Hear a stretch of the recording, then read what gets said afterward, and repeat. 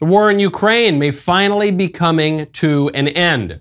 But as the Trump administration prepares for negotiations with Russia, the self-styled defenders of Ukrainian democracy are terrified and furious because not only does Trump plan to bring peace to Ukraine, he even wants them to hold elections again. And how could democracy survive that?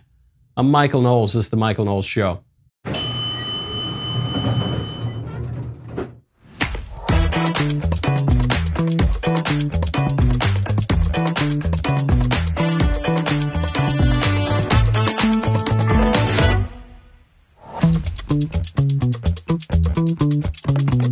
Welcome back to the show. Do children belong at weddings? The debate that has taken over social media. Really important. Amid everything going on in the world, a really important question. And I'm sorry to say, many of my fellow conservatives are getting this question wrong. Can you imagine the horror? Ukraine might have to hold elections again, which is, of course, a grave threat to democracy. We're defending democracy over there, don't you know? We're sending hundreds of billions of dollars to Ukraine, which previously the media told me was one of the most corrupt countries in the world and infested with Nazis. But then after the libs got all on board with the Ukraine war, then Ukraine was a sparkling example of Madisonian democracy, totally above board, basically the 51st state. And if we allow democracy to die in Ukraine, why there's no hope for it anywhere else in the world. And that's why it's so important that Ukraine not hold elections.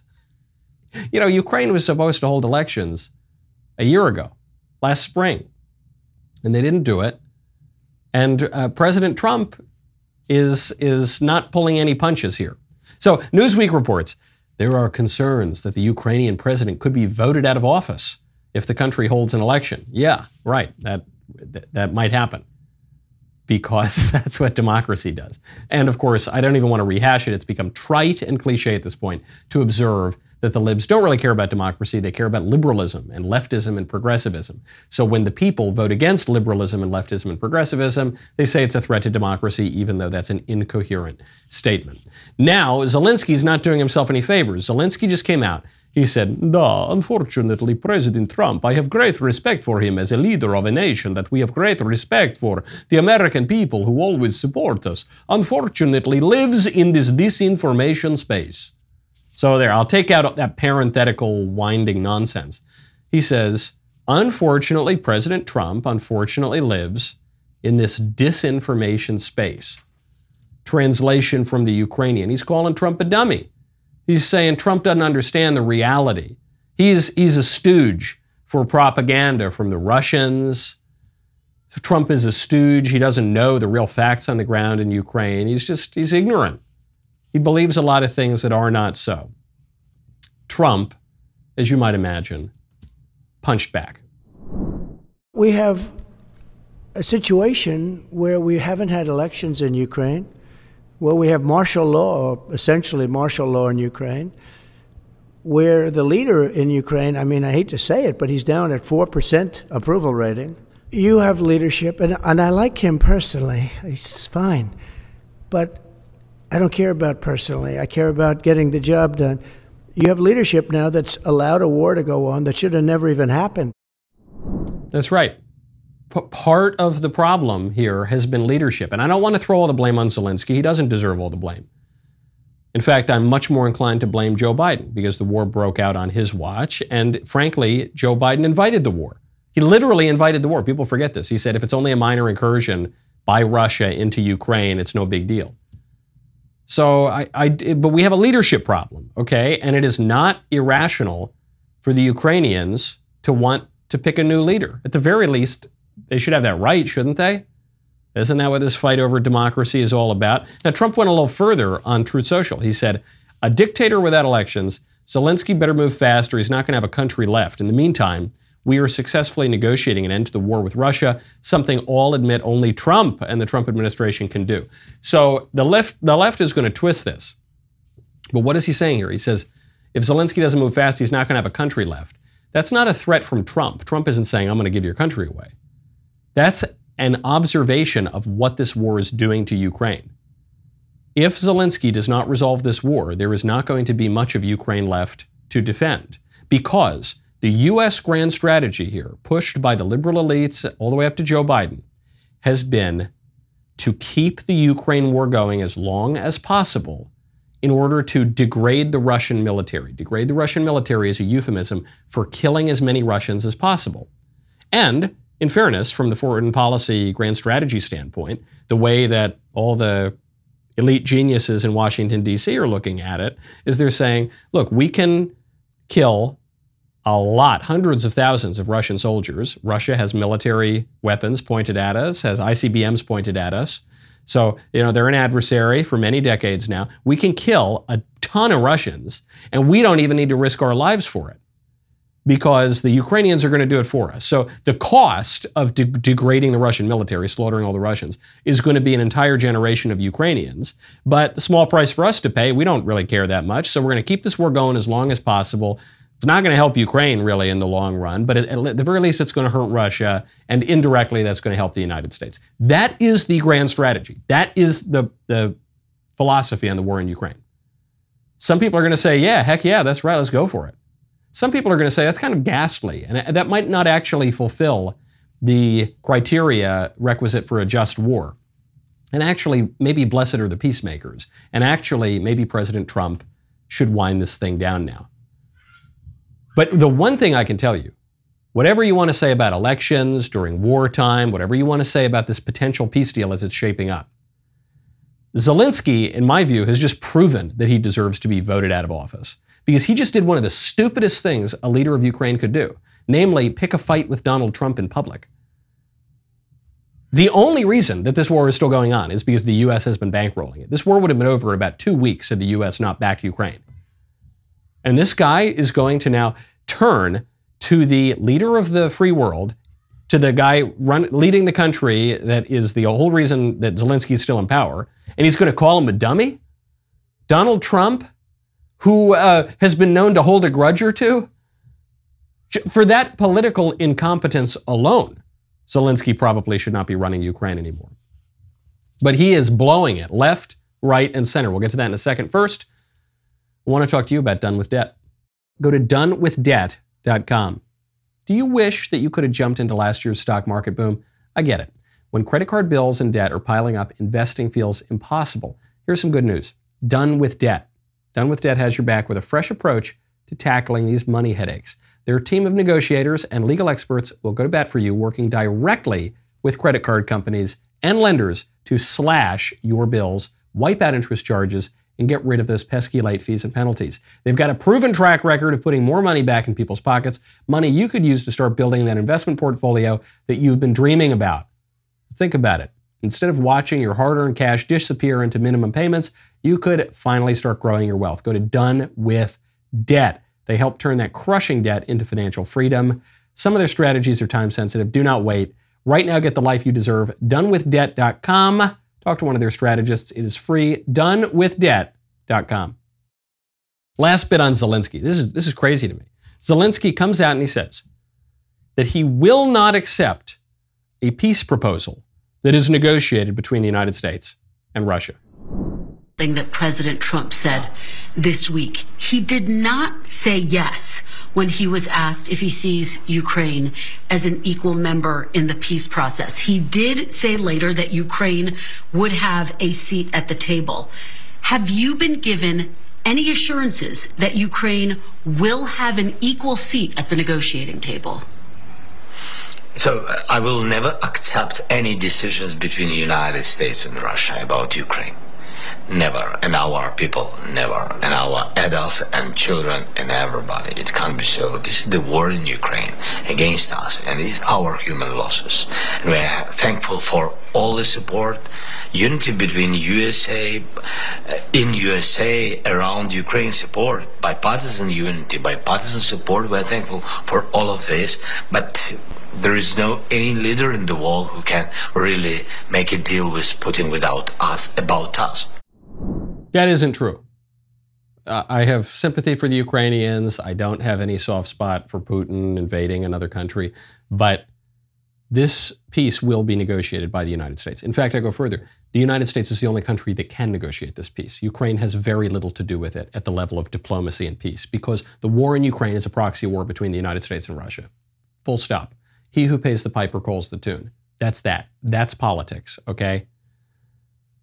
Now, this doesn't mean the U.S. is going to roll over here. You saw just last week, J.D. Vance came out and he said, you know what? We might send U.S. troops to Ukraine, setting up the stage for a negotiation with Putin. Yeah, maybe Ukraine will join NATO. Okay, so we've got competent people in charge, but this is a decision that is going to be made between the United States and Russia. It's just realpolitik. There is no President Zelensky. There is no sovereign Ukraine nation without the United States right now. So, sorry, buddy. We're calling the shots. Okay, that's just how it goes. Now, speaking of foreign affairs and death, by the way, we talked about South Africa. President Trump has called attention to the hideous, degrading situation in South Africa, where you have major South African political leaders singing along, leading thousands of people in chants to kill the whites, kill the farmers, kill the Boer. And now you've got a black South African podcaster going viral claiming that white people are not human. The problem that South Africans have right now is that we don't understand white people. White people are inferior species to us. We are Homo sapiens. They've got Neanderthal blood in them. This is the science. And this is not science that was done by black people. It was done by them. You understand? Abu Clive W. Lewis, they were eugenicists. They studied this and they realized that they're inferior to blacks. The white population is shrinking and shrinking and shrinking and shrinking. For us, it makes no sense to descend into the savagery that they have. Whatever land that they're holding on to, either way, their numbers are dwindling. Whatever leadership that they had is dying out as well. And you know about wealth disappearing after the third generation that it's passed down to, you know. So they're on the last generation. We're dealing with the weakest whites that the world has ever seen. So we expect to have Ubuntu, humanity. Unfortunately, by the strictest definition of what a human being is, white people are just below human beings. You are negotiating with an animal, a wild dog that you're trying to train to be tamed, to be ubobi, you who guards your house. You can never do. Okay, so he's got some antipathy toward white people, I'm sensing. He does say one thing that is true. He points out that the genome of white people does include DNA, apparently, from Neanderthals. And this is different from sub-Saharan blacks. So there are pretty marked genetic differences between sub-Saharan black people and all sorts of other people, specifically with regard to the Neanderthals. Now, he says this means that white people are subhuman. I don't know. I mean, white people they've done a good job throughout history. I'm pretty impressed with the kind of civilization that white people have built. So I think we should not be so quick to knock the Neanderthals. If there really is Neanderthal DNA in white people, then I don't know, maybe the Neanderthals might have had something to go for them if there's some kind of genetic basis for that civilization. But all of that is beside the point. He says that the basic definition of what it means to be a human being, is genetics. And he goes further. He says not only is it genetics, but it's actually in the absence of any remnant of Neanderthal DNA. And that, to me, seems without basis, though that is the claim of many racial biological essentialists these days. What actually makes us human, the fundamental aspect of what it means to be a human person, is that we have a rational nature. That's what it is. And this is a difficult point for people on the left and the right and all sorts of people these days to understand, because while we flatter ourselves in thinking that we're scientifically very advanced, we've become philosophically and theologically and anthropologically stupid. We've lost our ability to think in ways that people would have taken to be second nature in classical antiquity, in the Middle Ages, and even in the early modern era. But that's what makes us human. This guy has different genetics than I do. Take his word for it. He's got different genetics. I got some Neanderthal around there. Maybe it's in my brow ridges. I don't know. But we are both recognizably human. And that is because we both have a rational nature. I can speak to him. We can't get married because he's a fella, but I could marry his sister. That would be possible. We could have children. We could have a human life. It doesn't just boil down to genetics. boils down to a rational nature. Now, you might say that guy doesn't sound very rational, but he is rational in the sense that he can have conversations about abstract topics. He can contemplate abstract concepts such as justice, such as human nature, such as freedom and equality and politics. He does actually check those boxes, but he's undermining his own point, I think, because white people are obviously human beings. Asian people are human. We know what a human being is, okay? So there has to be something deeper than hair or skin or genetics. I'm not even denying that race is a serious part of human life. It is, of course it is. Those distinctions are real. But there is something deeper. There is something that unites us. There is something called human nature. And what that is, what separates us from monkeys and the Delta smelt and rocks and trees, is our rational nature. You don't put a pit bull on trial for biting someone. The pit bull can't help himself. He doesn't have a rational nature. He, unintentionally perhaps, this South African anti-white activist in a collapsing country might actually be telling us, reminding us of something about human nature that even we in the West are forgetting. Now, speaking of what makes a human, big breaking news. That porn gal who says that she slept with 1,000 guys is reportedly pregnant. I'm not going to say her, and I don't even know what her real name is, but I'm not even going to say her stage name because she's probably just doing all of this for attention anyway, and I don't want to promote her platform. But she says that she's pregnant. 1,000 guys, statistically, I guess that makes sense. I don't, even contraception is not 100% effective, so at a certain point of the numbers game, I guess you're going to get pregnant. But then, no sooner does the 1,000 guys in a day porn gal say that she's pregnant than the other one, the gal who says she slept with 100 guys in a day. She is now also saying that she's pregnant. And I don't know if I believe either of them because they are prostitutes who are selling fantasies to men. That's their whole career. So I don't know. I'm not convinced that they're totally above board here. But in any case, one of them, the one named Lily, says it's official, the secret is out, and it's a little unclear because she showed she's got this big baby bump, but then the test she showed suggests she's just 1 to 2 weeks pregnant. So that might be fake news. And then the other gal, this is what her evidence was, that she's having cravings for weird food, so she wants to take another pregnancy test. So tomorrow I'm going to go take another pregnancy test because, well, I want to know how far along. Okay, so who knows? Maybe they're pregnant, maybe they're lying, who knows? If it is true that these two are pregnant, and you might be able to hear outside of my home studio right now that there are babies and toddlers crying, because I got 3 of them for age 4 and under. And the Daily Wire decided to shut down the studio today because there are 3 snowflakes on the ground and they're afraid of their employees driving. And actually, knowing how Professor Jacob drives, they probably should be afraid of them driving even on a perfectly sunny day in the summer. And regardless, I digress. Let's say that soon these 2 porn gals will have little kids crying around their homes as well.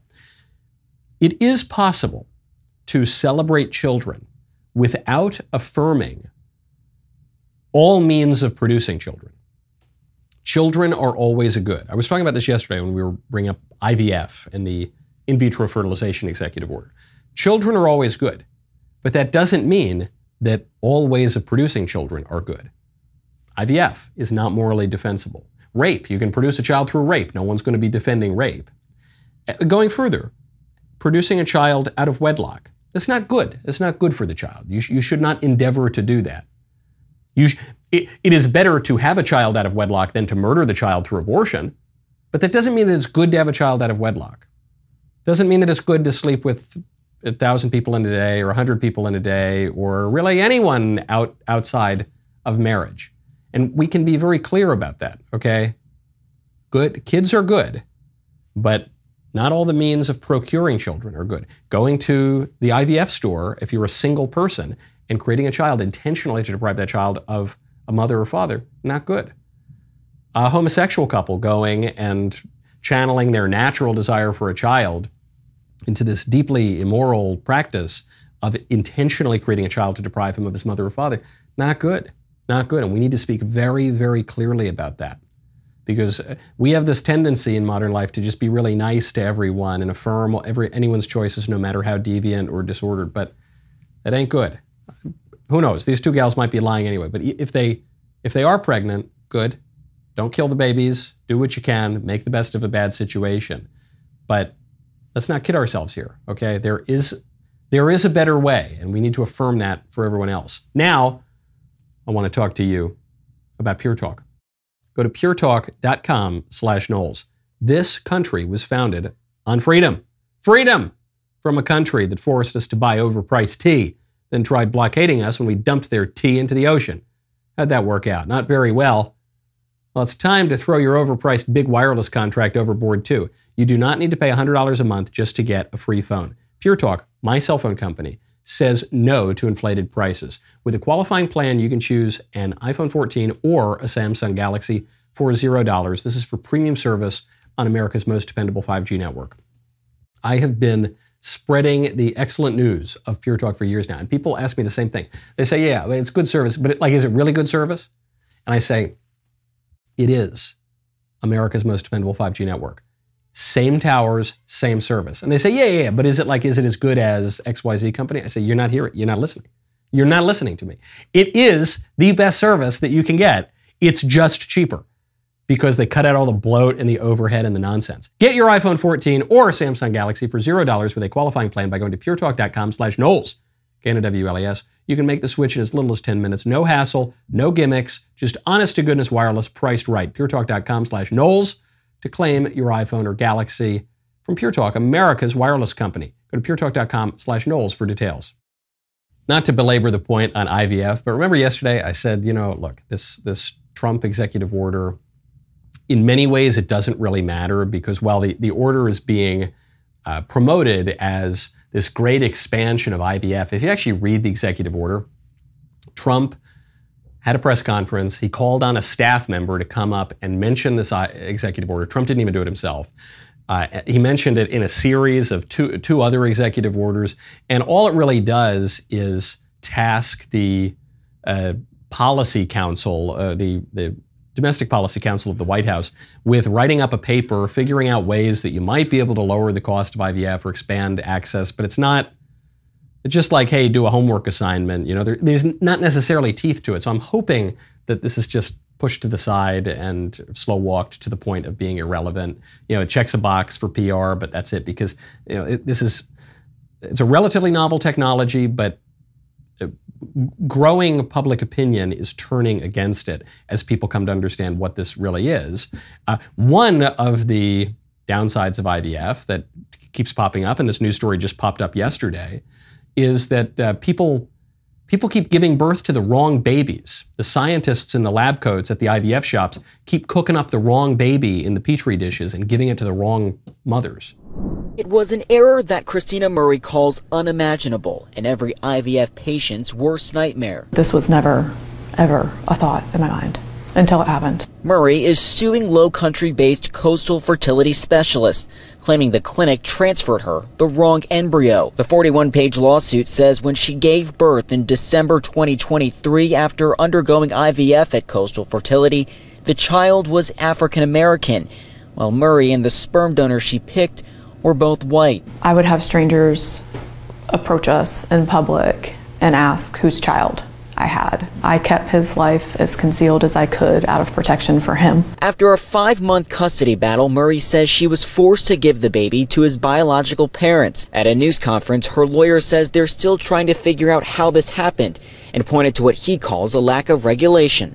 Until IVF clinics are subject to real regulations, reporting requirements, and mandatory certification programs for lab staff, these types of errors will continue to occur. I'll tell you how it happened. Okay, I don't have a ton of sympathy for this woman because she engaged in acts that are pretty clearly immoral. Going and purchasing sperm or even just acquiring sperm with a donated sperm from someone who is willing to sell or otherwise donate his future children in order to deprive that child of a father, to fulfill the selfish desire to have a child as one has a handbag or a purse, is not as bad. I understand the natural longing for a kid, but You have to respect the legitimate rights of children, and you can't prioritize your own disordered and selfish desires over the legitimate rights of children, because children are not just objects to be bought and sold, commodities to be traded. They're subjects. They're human persons with rights for themselves. That's the first part. And the second part, I don't know, maybe she just got the wrong sperm. That can happen. When you industrialize procreation, that can happen. And when you're talking about industrial products like automobiles or briefcases or computers or something, when a product comes out defective or contrary to the way that it was designed, you say, okay, no big deal, I'm going to throw it out and get a new one.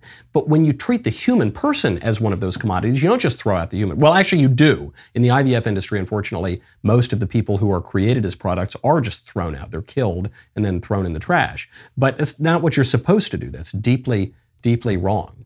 And then now you have this situation where this woman's been raising this kid for months, then has to give the kid up. It's very hard on her. It's very, very hard on the kid. Just absolutely horrifying to do to the kid. For what? This is a lot more common than people think. This story just broke yesterday. There have been many other such cases that are currently being litigated, okay? No bueno, no good. Okay, speaking of children, I have to weigh in on a hot cultural debate. Do children belong at weddings? Every conservative I've seen, especially including my friend, Mr. Walsh, who's wading into this debate all the way in. He's got his boots pulled up. He is going into the deep end of this debate. He says, it is insane to think that the children rather, should not be present at weddings. This all started because a woman went viral for giving the side eye to a little kid who was crying during her wedding ceremony at a ceremony that was supposed to exclude children. Times over the last few weeks, but I'm the only one that knows them. And one of the questions I asked was, when did you know you were in love and wanted to spend the rest of your life together as husband and wife? Okay, now this was during the wedding ceremony. So it's even more nuanced, okay? 1, do children belong at wedding ceremonies? 2, do children belong at wedding receptions, which usually follow the ceremonies? 3, is it ever acceptable to exclude children from weddings? The answer is yes. It is perfectly acceptable to exclude children from weddings. You shouldn't be a jerk about it. You shouldn't give the side eye. You shouldn't shame people for having children. I'm not saying you can't invite children to weddings. I've been to plenty of weddings that had little kids invited, and it was a ton of fun. I've had a great time. You can do that. It can be a blast. But it is perfectly acceptable to exclude children from wedding receptions. It's fine. Okay? How could you? Here, I'll prove it to you. Here's how I'll prove it. Do you think it's okay to have black tie weddings? Do you think it is okay? I'm not saying you have to do it, but is it all right for a wedding to be black tie? Expect the guests to come in tuxedos and ball gowns. You'd probably say yes. It's pretty common. Okay. Do children wear black tie? No, they don't. Little kids should not be wearing tuxedos. That's crazy. Should a little toddler girl wear a ball gown? No, that'd be ridiculous. So there you go. Just there alone. One simple little syllogism. If it is okay to have a black tie wedding, but it would be inappropriate for children to wear black tie, therefore we can conclude that certain wedding receptions can exclude children. It's okay, and it can be nice, actually. It's all right to do. What this debate is really about is what it means to be conservative, what it means to be traditional. It's not really about the wedding. It's not really about the kids. We love kids. They're welcome in many circumstances. You can have a good time with them at weddings, but I don't think you need to, because there are 2 kinds of traditional that we're talking about here. There's the Waltons traditional and the Windsor traditional. This is it. And I think both sides of this debate are just talking past each other here. Walton's traditional, that's, the homestead with the overalls and the flannel and the cows, and the whole family comes around to dinner. And it's good old, salt of the earth kind of traditionalism. And that's great. I love that. I don't look good in overalls, but I like that culture a lot. It's fun. Got a lot of friends in that culture. It's cool, man. It's great. But there is another kind of tradition. There's the Windsor traditionalism. The traditionalism of the tuxedo and the brandy snifter and the library built with rich mahogany. There's that, and that's okay too. It's all right to have order and hierarchy, and it's okay to insist upon differing levels of sophistication even. You wouldn't bring a 3-year-old to a state dinner at the White House. It's okay to exclude children in certain cases. So but it's the clash of those kinds of tradition. I think they're both good. I think there's a role for both of those. But that's really what this is about. Okay, it's the Walton's traditionalism versus the Windsor traditionalism. And it's okay. If you want to have a fancy wedding, have your fancy wedding. It's all right. You'll see the kids tomorrow. Take them to brunch the next day. It's all right. That's very traditional too, actually. I know this is going to be very unpopular, but it's the truth. I got to tell you the truth. I got to tell you what I'm seeing, folks. Now, speaking of upending tradition, the libs just can't give it a rest. There's a new star of a revival of Jesus Christ Superstar. Do you know who's playing the role of our Lord? We'll get to it in a moment. If you were with us for election night or for the inauguration, you know that the Daily Wire doesn't just show up, we take over. And now we're headed back to D.C. today to do just that at CPAC. Join me along with Ben, Matt, Drew, Jeremy, live tonight, February 20th. No scripted talking points, no corporate-approved narratives, just real conversations that actually matter, streaming live on Daily Wire Plus. We are taking your questions. Do not just watch CPAC, be a part of it live Thursday night, tonight, February 20th on Daily Wire Plus. My favorite comment yesterday is from Henry Bierman, 8431, who says, the fact that Michael didn't use his Fauci voice in this video is the real tragedy here. That is a tragedy. I should have. My deepest apologies. I also would like to apologize to all of you for poisoning you with that clot shot, that Fauci ouchie, and also sorry for spending $241 million of your taxpayer money transing monkeys. Oopsie daisy. Please forgive your benevolent leader, Dr. Fauci. Jesus Christ Superstar, a Broadway musical from the 70s, has a new lead, going to play the title role of our Lord at the Hollywood Bowl. Who is it? Is it Jim Caviezel? No. Is it Jonathan Rumi? No. It is Cynthia Erivo. A black lady is going to play our Lord. And I know I'm already hearing it from the liberal Christians. They're going to say, well, it doesn't matter, actually. The appearance of the person, doesn't even the sex of the person. You know, our Lord is everything. No, actually, hold on. God, of course, is not bound by all of our little human categories. But our Lord, who is God, but who has both a divine nature and a human nature, actually enters into history in time and space with a body, and a sex, and a skin color, and real physical features. He's a real person in time and space. So, it does matter.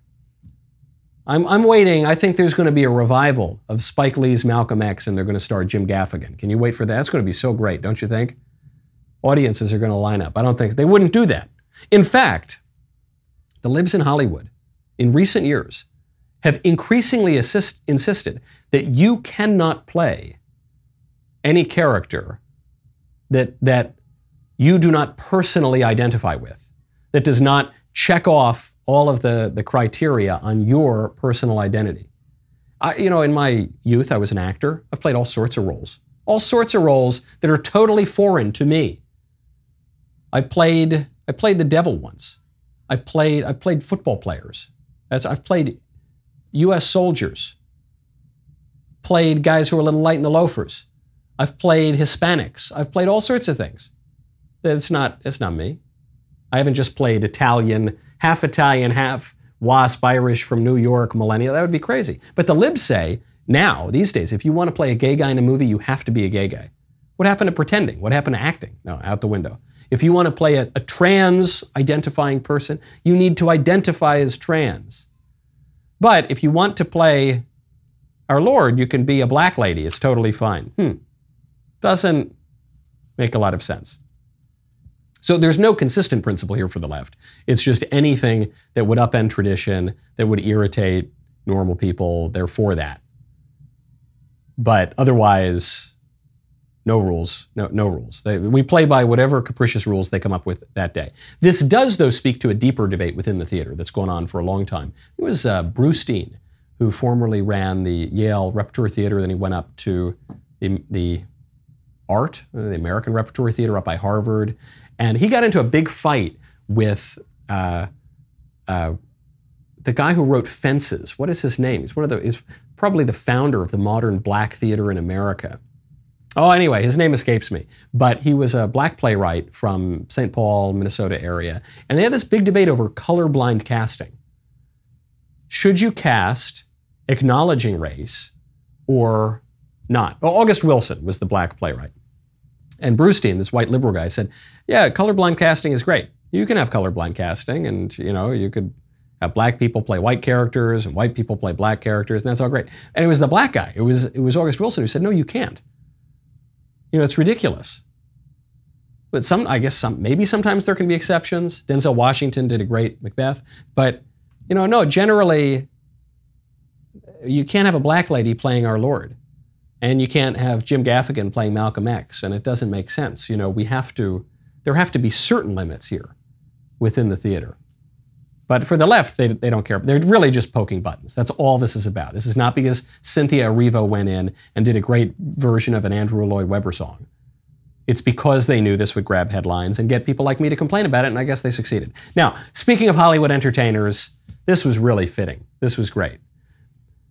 Mark Hamill, whose only notable film role ever began in the 1970s, and he hasn't shut up about it since. Mark Hamill was just presenting at the BAFTA Awards, the British Theatre Awards. And as he was presenting, his pants fell down. Hat tip to Colin Rugg for this little clip. So what makes us love cinema so much that we're all gathered here to celebrate tonight? For me, it's that films create worlds so vivid and stories so powerful that we lose ourselves in them completely. They create immersive cinematic landscapes that feel alive, whether they're set here in London or anywhere. This is like a Saturday Night Live sketch. If you're just listening to it right now, halfway through you can hear his voice start to crack. His pants just fall down. And you can't really see on camera, though according to reports, this is according to The Sun, Mark started speaking and then his suit trousers just dropped to his knees. It was like they were too big for him. All the big stars such as Timothée Chalamet, Ariana Grande, Adrian Brody would have seen it from their angle. Most guests looked horrified but said nothing. They were turning to each other wide-eyed as if to say, did that just happen? So his pants drop to the ground. He says, oh, and then he starts trying to pull them up and his jacket gets all discombobulated. And it's really symbolic, really fitting. Because Hollywood, the liberal entertainment, they've been caught with their pants down. And their ratings have collapsed and their cultural influences collapsed and they all hated Trump and yet Trump won the popular vote. And it's really fitting. I don't have much more to say about it. It is very funny to see this guy who really comes off as one of the biggest left-wing jerks in all of Hollywood actually be pantsed on international television. Now, speaking of the libs being caught with their pants down, LA Mayor Karen Bass was just interviewed about what happened. On her watch, her city burned to the ground. And technically, it wasn't even on her watch because she wasn't looking. She was negligent. She wasn't in town. She wasn't in the country. She wasn't on the continent. She was in Africa on some kind of public-funded vacation while her city was burning to the ground. And Elex Michelson, an excellent interviewer in LA, asked her, he said, hey, you had warning that this kind of thing could happen. What happened?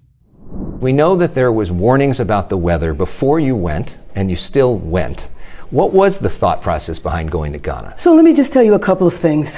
First of all, when the White House called and asked me if I would represent the president, I said yes. It was going to be a very, very short trip, over a weekend and 2 business days. We need to look at everything about the preparation and all of that for the fires, because I think when we evaluate that, we will find that although there were warnings that I frankly wasn't aware of, although there were warnings, I think our preparation wasn't what it typically is, meaning that before there's a major weather event, for example, last week when we knew we were going to get into the rains, you saw us come together and us talk about, get your sandbags, bring the K-rails out. That type of preparation didn't happen. If that had, I will tell you, Elex, I wouldn't have even gone to San Diego, let alone leave the country. But what do you mean there were warnings you weren't aware of? Because I know we were talking about it on the news. A lot of people were talking about the problems. Devastating. Devastating follow-up from Elex Michelson. Hold on, what do you mean that you weren't aware of? Like we were aware of it. We in the news, in the local news, were aware of it. How were you? You're the mayor of LA. What do you mean you're not aware? Watch the news. I guess you should watch the news, and then you'd find out about it. Everybody knew about this. After LA burned to the ground, the libs tried to blame climate change or just some total fluke of nature, unexpected. These Santa Ana winds come in every year. This is not unprecedented in any way. I lived in LA for 6-7 years. I could have easily predicted this or something like this. There was no preparation. That reservoir of water in the Palisades, that was empty right before these really dangerous winds were coming in. They had not cleared the brush. There was no serious forest management going on. They were redirecting 95% of rainwater into the Pacific Ocean to protect some stupid delta smelt. I mean, crazy stuff. President Trump was warning about this in 2018. Not good. Doesn't make any sense whatsoever. I wasn't aware is never a good excuse for a politician, but totally insane in this case. And you've even got liberals turning on Karen Bass. Does that mean that even LA, Gomorrah by the Sea, might see a rightward lurch in the next election? We'll find out. Now, here's a little teaser to leave you on. Transgender vegan cult members have just been arrested and charged with murder in Maryland. It's always the ones you most expect. They won't eat fish, but they will murder people. We will get to that story. I guess we got to get to that tomorrow because I need to catch a flight. There won't be any member block today. I'm sorry, not just because I'm stuck here with 3 snowflakes, but even if the Daily Wire studios are closed, I need to go get to my flight because I'm going to CPAC and I'm giving my speech at CPAC. We will see what kinds of bad ideas we eradicate this year. And then all of us together are doing a backstage live from CPAC. So I'll see you there. I'll see you tomorrow. I'm Michael Knowles. This is the Michael Knowles Show.